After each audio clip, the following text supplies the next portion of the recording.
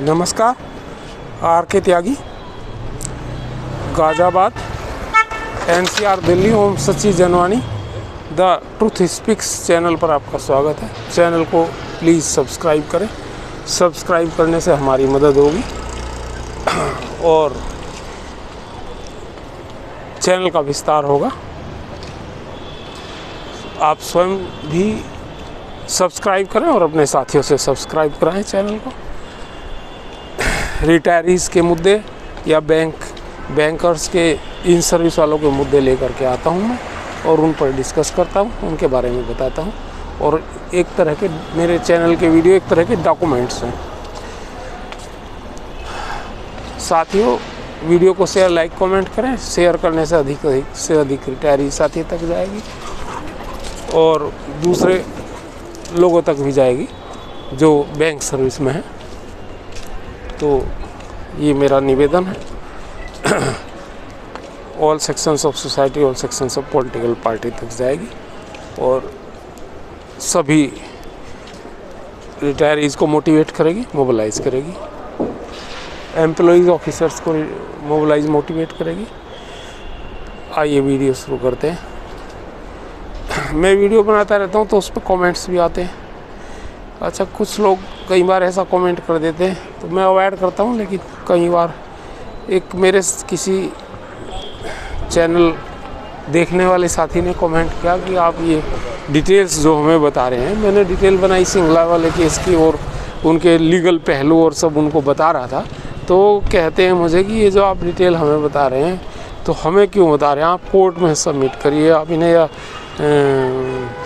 वेंकटचलम को दीजिए, UFB leaders को, आईबोक लीडर्स को दीजिए या रिटायरी लीडर्स को दीजिए, ये BRF के जनरल सेक्रेटरी को दीजिए, मिस्टर SC जैन, सुप्रीत सरकार हैं उनको दीजिए और KVS आचार्य को दीजिए जो CBPRO के जॉइंट कन्वीनर और प्रेसिडेंट हैं, आइबा पार्क के प्रेसिडेंट हैं, आदि आदि। और उनका ये भी कहना था कि गवर्नमेंट को कहें, आप मिनिस्ट्री में इनको दें, उनका कहना था। अब ये लोग, मुझे ये समझ में नहीं आता, लोग बागों को इतना भी पता नहीं है क्या कि हम सब जगह भेजते हैं, मेल करते हैं और आप सब लोगों को बताते भी हैं। और ये जो हम वीडियो बनाते हैं इसमें जागृति भी है, ये भी है कि हम लोगों को जागृत करते हैं, मोटिवेट, मोबिलाइज़ करते हैं और चीज़ों का पता लगे उन्हें। क्योंकि पढ़ते भी हैं, डॉक्यूमेंट्स तो पढ़ते नहीं लोग बाग, इसको सुन भी लेते हैं बहुत सारे लोग और वो इस तरह के कमेंट नहीं करें, इसका मतलब वो बिल्कुल ही नहीं जानते। कोर्ट में एक एक चीज़ रखी हुई है। सिंगला जी वाले केस में, स्पेशल अलाउंस वाला हमारा केस है जिसमें हम प्लेंटिफ हैं, ग्रेजुएटी वाला केस है, सभी जगह ये सब चीज़ें रखी हैं जो हम बताते हैं ज़्यादातर। और अगर कोई चीज़ नहीं रखी तो वो बाद में रख दी जाती है और गवर्नमेंट को सब चीज़ भेजी जाती है। फाइनेंस मिनिस्टर को, मेरे फाइनेंस मिनिस्टर विवेक जोशी या दूसरे कोई भी DFS जो भी जब थे उनको, और फाइनेंस मिनिस्टर को, प्रेसिडेंट को, PM को, लोकसभा स्पीकर को, CGI को, तमाम को हम मेल करते रहते हैं और भी बहुत सारे लोगों को। तो रिटायरी लीडर्स को, UFB लीडर्स को फ़ोन भी करते रहते हैं और उन्हें सब चीज़ें बताते हैं। उनके नोटिस में है सब चीज़ें। मेल हमने पता नहीं कितने मेल हम भेजते हैं और पिछले 3-4 साल में ही मेरे ही मेल 3000 प्लस हैं जो जीवन हम चैनल्स को भी भेजते हैं। वो देखें ना देखें हमारे, चूँकि हम लोगों के नहीं देखते वो लोग, और देखते हैं तो नज़रअंदाज करते हैं। वो तो पॉलिटिकल जिस इशूज़ को देखते हैं जिसमें उन्हें TRP मिलती हो या जहाँ से उन्हें गवर्नमेंट की चीज़ें, जहाँ से एडवर्टाइजमेंट मिलते हों। चैनल्स को भी हमने बड़े भेजे हैं और हम ये RSS चीफ तक को हमने भेजे हैं और उनके जनरल सेक्रेटरीज़ को, और BJP और उनके जनरल सेक्रेटरीज़, क्योंकि वो सत्ता में है, रूलिंग पार्टी है। तो हमने किसी को नहीं छोड़ा और हमने कांग्रेस तक को भी भेजे हैं मेल्स पहले। तो आप कहते हैं कि भाई उन्हें क्यों नहीं, तो ये अजीब सा कमेंट वो लोग दे देते हैं तो बड़ा कई बार हमें अजीब लगता है। हम सब जगह है तो आपको जागृति के लिए आपको बताते हैं, आपको भी पता होना चाहिए। सीनियर सिटीजन्स तो लगातार मरते जा रहे हैं, एक्टिविस्ट भी मरते जाते हैं, पता नहीं कितने लोग। अब कब कौन मर जाए तो उन लोगों की जानकारी में जितनी ज़्यादा बातें आएंगी तो उतना ही जो है वो आगे लड़ सकेंगे। ये पता नहीं ये लड़ाई कब तक चलेगी, हमारे जीवन काल से पहले ख़त्म होगी या जीवन काल के बाद तक, क्योंकि हमारे कई सारे मुद्दे हैं स्पेशल लॉन्स का नया मुद्दा आ गया, उसे ही सेटल नहीं कर रहे हैं, उसमें भी कंटेम्प्ट पिटीशन लगा रखा है जो 15 मई को उसकी डेट है पंजाब नेशनल बैंक के साथियों ने। और एक हमारे साथी हैं AGM है मुंबई या पुणे से है, वो तो बड़े बार बार हमें कहते हैं कि कोई कंटेम्प्ट पिटीशन है ही नहीं है, ये र्यूमर है। उन्हें समझा भी लिया, बता भी लिया, डिटेल्स दे दी, सब चीज़ दे दी, रिट के हिस्से उन्हें बताए और भी चीज़ें बताई, लेकिन वो मानने को तैयार नहीं। तो ठीक है, हमने उन्हें नंबर भी दे दिया केस का कि भाई वहाँ से कोर्ट से रिट निकलवा लो और देख लो उसको। तो ऐसे ऐसे बातें और कमेंट करते हैं लोग बाग जो करने नहीं चाहिए, और हमें समझना चाहिए कि वास्तविक स्थिति क्या है। और गवर्नमेंट का तो यह है कि हम इनको बता भी चुके हैं। अब आप ये देखो कि 35(1) और अपेंडिक्स 1 जो 2003 में अमेंड हुआ था उसमें अपडेशन की क्लियर क्लोज दी हुई है, और 56 जो रेगुलेशन का 56 क्लोज है उसमें लिखा हुआ है कि अगर कोई कन्फ्यूज़न है तो RBI पेंशन स्कीम और CCS केंद्रीय कर्मचारियों की जो पेंशन स्कीम है सेंट्रल गवर्नमेंट की, वो अप्लाई होगी, वहाँ से देख लें अगर कोई कन्फ्यूज़न है। सपोर्ट करता है वो हमारे अमेंडमेंट को, लेकिन ये फिर भी नहीं कर रहे, और इन्होंने एक झूठा एफिडेविट दे दिया फर्जी। ब्रिजेश्वर शर्मा जी हैं चीफ एडवाइज़र इसके IBA के, कि ये प्रोविज़न नहीं है उसमें BPR 1995 में। अरे भाई MOU 1993 में प्रोविज़न है, और जब MOU 1993 के आधार पे हमसे ऑप्शन मांगी आप लोगों ने, हमने ऑप्शन दे दी, तत्काल आप लोगों ने हमारा जो पैसा है कंट्रीब्यूटरी PF का वो ट्रांसफ़र कर लिया हमारे खाते में से, PF में से।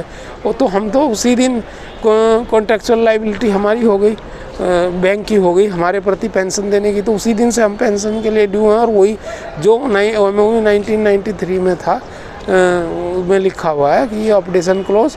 अब आपने ओमिशन बाद में रेगुलेशन नहीं। और एक बात बता दूं, सेटलमेंट जो है वो प्रिवेल करेगा रेगुलेशन पे। सेटलमेंट MOU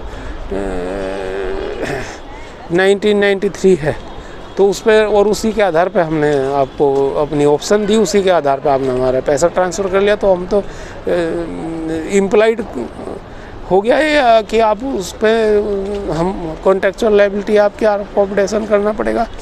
फिर जो स्मॉल कमेटी मीटिंग थी इस संबंध में, उसके मिनट्स में लिखा हुआ डॉक्यूमेंटेड है ये सारी चीज़ की अपडेशन होगा और रिवीजन होगा as per reserve bank pension scheme और CCS pension scheme, central government की जो एम्प्लॉयज़ की पेंशन स्कीम है। फिर भी तुम नहीं मानते। फिर उसके बाद RBI में हो गया, RBI वाले सारे रेगुलेशंस उसमें लिखी है, उसमें आपने लिख रखा है कि रिप्लिका है ये RBI पेंशन स्कीम की। उसके बाद जो है और भी मैंने एक लेटर भी सर्कुलेट करा था, मिस्टर गौड़ बोले थे IBOC के जनरल सेक्रेटरी, उनको IBA ने क्लियर करके लिखा हुआ कि ये जो आपकी स्कीम है वो कुछ चीज़ें उन्होंने मांगी थी कि ये भी होना चाहिए, ये भी होना चाहिए, तो उन्होंने क्लियर कर कहा कि क्योंकि RBI पेंशन स्कीम और सेंट्रल गवर्नमेंट पेंशन स्कीम में ये चीज़ नहीं है, तो आपकी जो है उसी आधार पे पेंशन है, उसी लाइन्स पर पेंशन है, तो आपको ये नहीं मिलेगा। उसी के अनुसार जो भी चीज़ें वहाँ हैं वही आपको मिलेंगी। ये लेटर लिखा हुआ और हमने कोर्ट में ये सबमिट कर रखा है सिंगला जी वाले केस में। अलावा इसके जो हड़ताल के ऊपर नौकरी जाने की बात थी, तो 1997 में है शायद, 7 में या 6 में, मेरे एग्जैक्ट ध्यान से उतर गई, 1997 में। तो एक मीटिंग हुई थी जिसमें IBA और UFBU के लीडर्स ने साइन करे थे, और उसमें था, उसमें भी ये लिखा हुआ था कि हड़ताल के बदले में अगर हड़ताल करेंगे तो नौकरी जाने की क्लोज हटा दी गई है। और उसमें ये भी था कि हम ये भी है कि ये RBI पेंशन स्कीम के आधार पर है और सेंट्रल गवर्नमेंट एम्प्लॉयज़ की पेंशन स्कीम के आधार पर, वहाँ भी ये बात क्लियर कट लिखी हुई है। और उसके अलावा और ये सब डॉक्यूमेंट्स जो हैं ये हमने कोर्ट में भी सबमिट करा, गवर्नमेंट को लगातार बताते हैं, लिखते हैं लगातार। IBOPAR के कई सारे सर्कुलर हमने देखे हैं, उसमें लिखे हैं। ABRF हमारी यूनियन है रिटायरीज़ की, हम भी उसके मेंबर हैं, और IBOPAR के भी, तो वो तो ज़रूर विरोध में बातें करते हैं और जो है वो कंटेंशन IBA वाला लेके चलते हैं। जो IBA कहता है उनको वो कंटेंशन लेकर के वो चलते हैं, तो ये बहुत ही गलत है। और IBOPAR का ऐसा कंटेंशन नहीं है। तो ये सारी चीज़ें हम आपको बता ही रहे हैं। उसके अलावा जो है एक जब आरबीआई में ये स्कीम आ गई थी पेन अपडेशन की, तो बाद में इन्होंने विड्रॉ कर लिया था उसको आरबीआई ने, और फिर उसके बाद हड़ताल वड़ताल भी हुई, और उसके बाद जो है बॉम्बे हाई कोर्ट में इन्होंने केस दर्ज करा रिजर्व बैंक ने, और वहाँ उसमें ये आरबीआई ने ये हार गए, और वहाँ इन्होंने एक एफिडेविट दिया कि भाई अगर हम इनको ये दे देते हैं आरबीआई को पेंशन अपडेशन का, तो हमें फिर बाकी बैंकों में भी लागू करना पड़ेगा, तमाम फाइनेंशियल सेक्टर वाले मांगेंगे, तो उसको जो है दरकिनार कर दिया कोर्ट ने, बॉम्बे हाई कोर्ट ने, और वो इनके ऊपर लागू हो गया। तो इन्होंने एफिडेविट दे रखा है, लेटर टाइप एफिडेविट दे रखा है एक लेटर में, उसमें मान रखा है कि देना पड़ेगा बैंक वालों को, पीएसबीज को एंड अदर बैंक्स को। अब ये दे नहीं रहे, तमाम फाइनेंशियल इंस्टीट्यूशंस को देना पड़ेगा, भाई उसको क्यों ऑनर नहीं कर रही, ये भी हमने कोर्ट में प्रस्तुत कर रखा है। तो ये सारी चीज़ें कोर्ट में प्रस्तुत हैं, लेकिन फिर भी ये लोग नहीं मानते, और 56 सपोर्ट करता है। वो कहता भी है कि अगर कोई कन्फ्यूजन है तो रेगुलेशन 56 क्लोज 56 कि भाई अगर कोई कन्फ्यूजन है तो रिजर्व बैंक की पेंशन स्कीम और ये सेंट्रल गवर्नमेंट के एम्प्लॉयज़ की पेंशन स्कीम जो है उसको वो प्रिवेल करेगी। तो उसके बावजूद भी ये लोग नहीं मानते, तो क्या करें। ये तमाम मुद्दे ऐसे हैं कि झकझोर जाते हैं हम लोग, लेकिन फिर भी अब ये सिंगला जी वाला केस है, 2 महीने से लगातार डेट्स आ रही हैं और किसी भी डेट्स में इसमें सुनवाई नहीं हो रही। अभी डेट का पता ही नहीं लग रहा। वो सारी डेट जिन दिन जो है फिक्टिशियस साबित हुई। 21 मार्च थी, उसके पहले फरवरी में 3-4 डेट आई थी, और फिर अप्रैल की डेट आई शुरू की, फिर 23 अप्रैल की डेट आई। ये तमाम डेट पता नहीं कहाँ चली गई। ऐसे ही कंटेम्प्ट पिटीशन भी लेट हो रहा है हमारे सारे केस, और के कालिया एंड अदर्स वाला जो केस है वो भी ऐसे ही लेट हो रहा है, जिसका मैं भी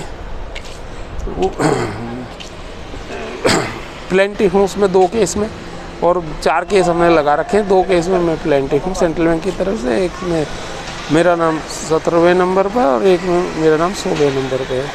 तो ये नहीं, अब वो इन्होंने हमें रेस्पोंडेंट बना दिया, एक केस लगा दिया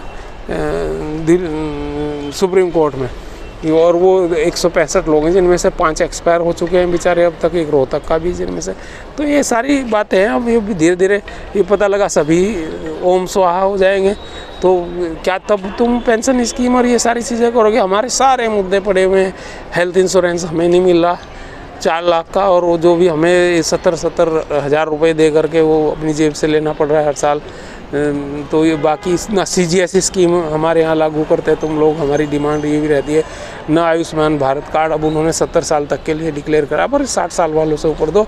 और उसमें जो दिल्ली वगैरह में हॉस्पिटल भी बढ़िया नहीं है, वहाँ पर ऐसे ही हैं 10-20 हॉस्पिटल कैजुअल से, वो आने चाहिए। और फिर स्पेशल अलाउंस का मुद्दा बहुत बड़ा है। स्केल 2-3 के आदमी को 14,500 प्लस DA का नुकसान हो रहा है उसमें, वो एक बहुत बड़ा मुद्दा, वो सेटल होना चाहिए। और वीडो, डाइवोर्स और अनमैरिड डॉटर्स को होल लाइफ पेंशन 2004-2007 के सुप्रीम कोर्ट के निर्णय के अनुसार जैसे गवर्नमेंट सेक्टर में लागू हुआ, ये बैंकों में भी होना चाहिए। और कम्यूटेशन 15 से 12 वर्ष होना चाहिए, उसमें हम केस लगाने की भी सोच रहे हैं, देखते हैं केस लग पाते हैं या नहीं। कुछ लोगों की रिकवरी स्टॉप हो गई है उसमें।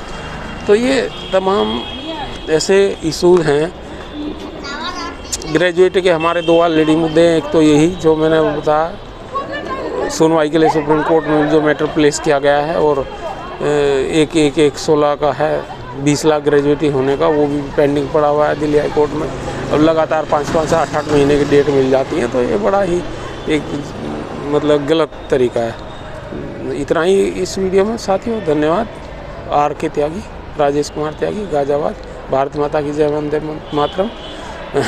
8588898205। थैंक्स।